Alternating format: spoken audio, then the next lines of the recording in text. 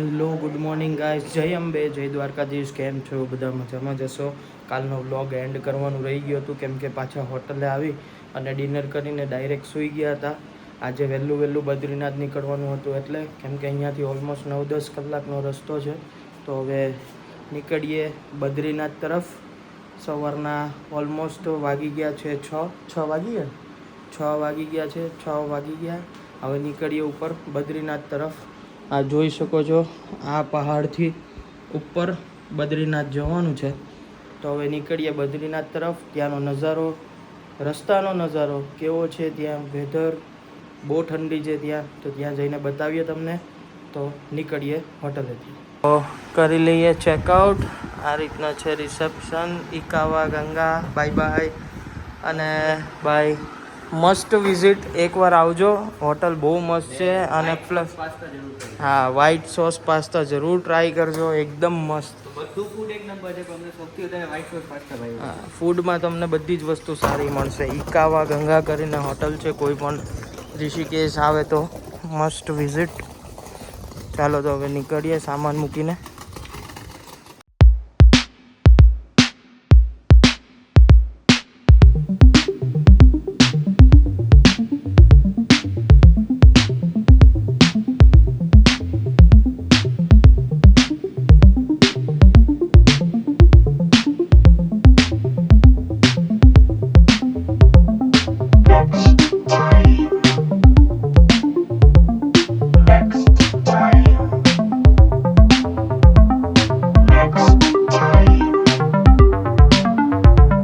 અહીંયા ઋષિકેશથી નીકળી અને ડીઝલ ભરવા ઊભા રહી ગયા છે.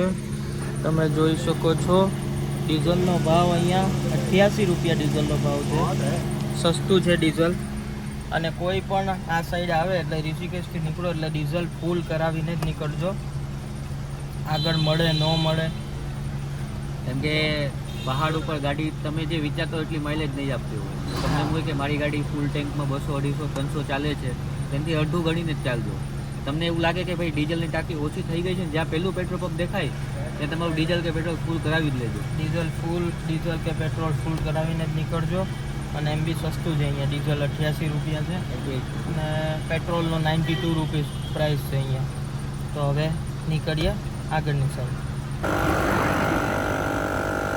તો ગાઈસ જોઈ શકો છો, અમે પંપ ને બધું લઈને જ આવ્યા છે. હવા જરાક ઓછી થઈ ગઈ તો અહીંયા કોઈ હવાવાળું ખુલ્લું નહોતું એટલે હવા ભરાવીએ છીએ અહીંયા જાતે અહીંયાથી કનેક્ટ કરી અને પંપ મૂક્યો છે હવા ભરવા માટે.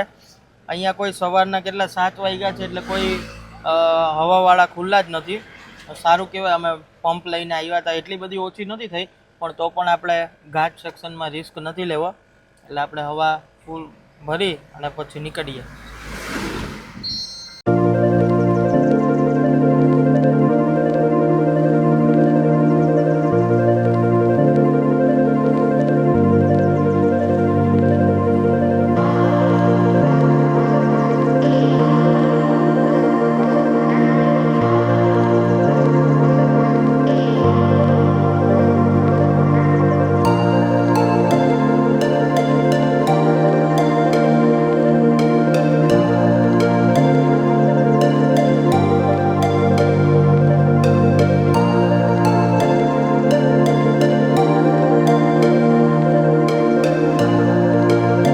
અહીંયા જોઈ શકો છો, આ નદી છે અલકનંદા, આ ભાગ્ય નદી અને મળીને ગંગાજી. એક આરે બે નદીના સંગમ અહીંયા થાય છે અને બધા માણસો અહીંયા નાહી પણ છે. અને નજારો જોઈ લ્યો તમે.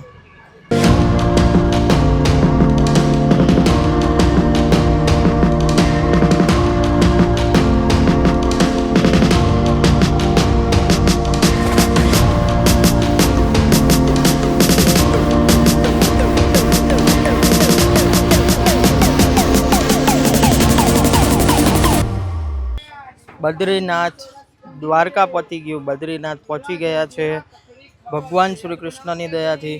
હવે જગન્નાથપુરી આગળ વધશું. બદ્રીનાથ મસ્ત દર્શન કરશું.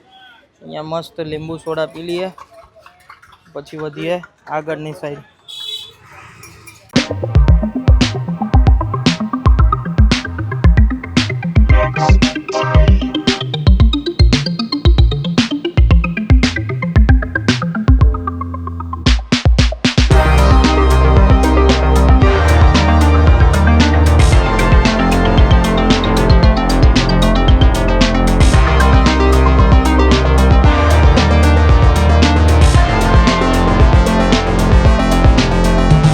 બપોરના વાગ્યા છે 1:30. ચાઉમીન, ઇડલી સંભાર અને ઢોસા આવે છે. અને વ્યૂ જોઈ લ્યો, અલકનંદા નદી છે. અને હવે ખાઈ લઈએ. 1:30 વાગ્યા છે.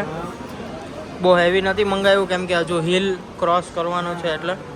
તો હવે ખાઈને આગળ વધીએ.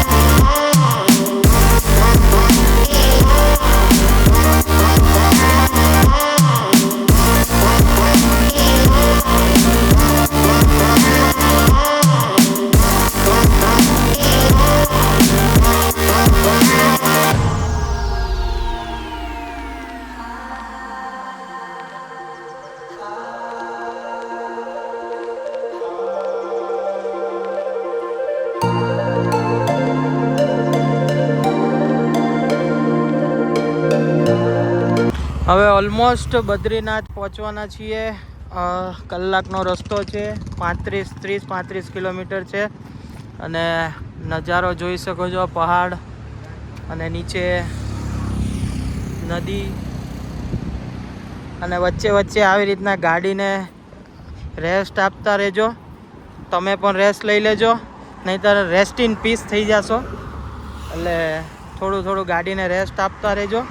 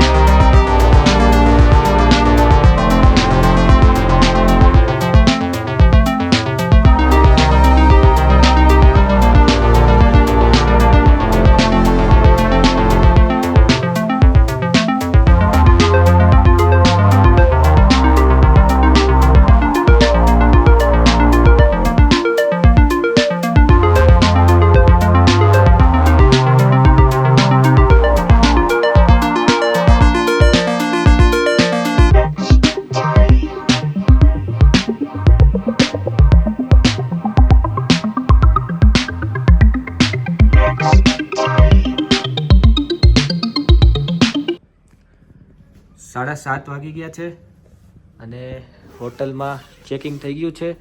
તો આ છે આપણું રૂમ. તમે જોઈ શકો છો આપણું વોશરૂમ. દિવ્યાંગભાઈ રેડી થાય છે, ફ્રેશ થઈ ગયા છે.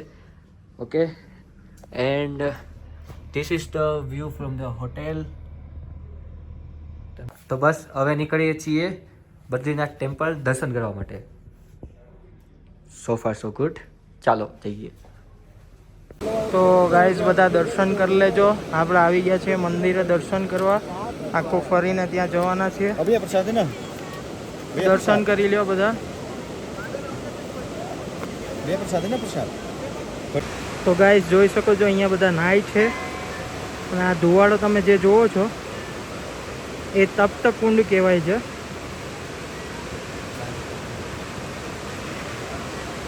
જ્યાં 12 માસ ગરમ પાણી આવે છે. કોઈને નથી ખબર ક્યાંથી આવે છે, પણ 12 માસ અહીંયા ગરમ પાણી આવે છે.